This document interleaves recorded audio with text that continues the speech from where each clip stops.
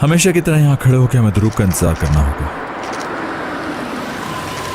मेरे ख्याल से इंतजार खत्म हो चुका है, वो आ चुका है।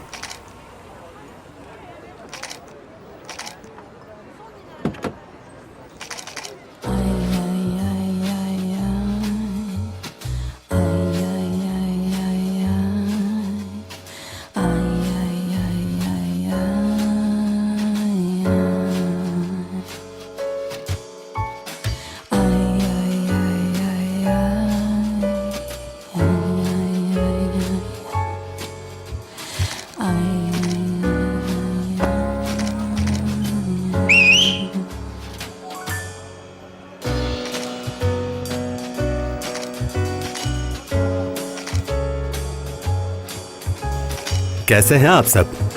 हम लोग आपका इंतजार कर रहे थे ध्रुव सर।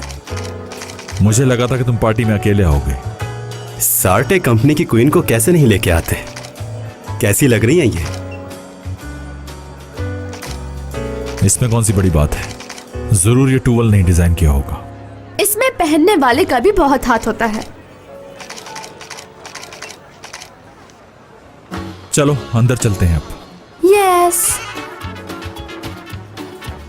चलो चला।